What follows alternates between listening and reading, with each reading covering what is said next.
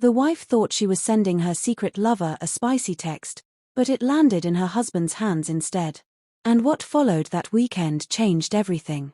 It's funny how a single message, just a few words, can burn down an entire marriage.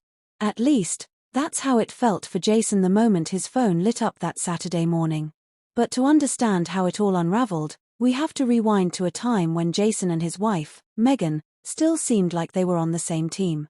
They'd been married 4 years. The first 2 had been filled with that newlywed glow, late-night talks, weekend getaways, stolen kisses in the kitchen. But somewhere in the last couple of years, Megan had started searching for something else.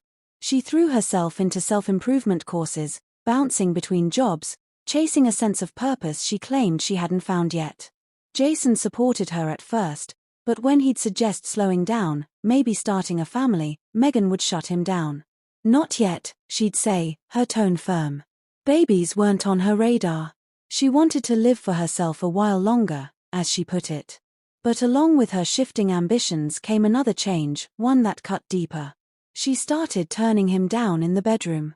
At first, Jason blamed himself. He wasn't in the same shape as when they'd met, and he thought maybe he wasn't attractive to her anymore. But when he gently asked what was wrong, she brushed it off: fatigue, stress, not feeling well. Soon, it wasn't just intimacy that disappeared. Megan began pulling away from him altogether. The gap widened after she landed a new job. She was constantly on her phone, and one name kept popping up on the screen: Jenna. Jason asked about it once, and Megan said Jenna was a new client, demanding but important.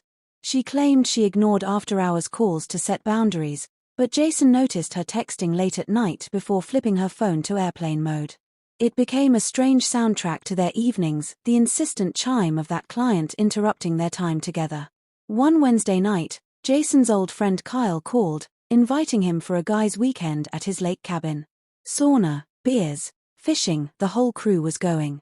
Jason hesitated, knowing Megan didn't like him being gone all weekend, but to his surprise, she encouraged him to go. A little too quickly. Her eagerness gnawed at him. That Friday evening, as Jason packed, he noticed the now familiar buzz from Jenna's number. The timing was suspicious, almost like she was waiting for him to leave. That's when Jason got an idea. When Megan stepped into another room, he quietly opened her phone, found Jenna's contact, and swapped the number for his own. He left the name exactly the same. If Megan texted her client, those messages would go straight to him. The next morning, Jason and Kyle hit the road. They'd barely made it 30 minutes out of town when Jason's phone buzzed. The preview made his stomach clench. "Sweetheart, mine just left. I'm waiting. And let's skip Brad this time." 2 thoughts collided in his mind. 1, she wasn't talking to a female client. 2, Brad wasn't him. Jason handed the phone to Kyle, his voice low. "Looks like my wife just invited me, thinking I was someone else, to a date with her boyfriend." Then, with a grim smile, "Want to help me crash it?" They turned the car around. By the time they reached Jason's apartment, the air between him and Kyle was thick with unspoken anger. Jason unlocked the door.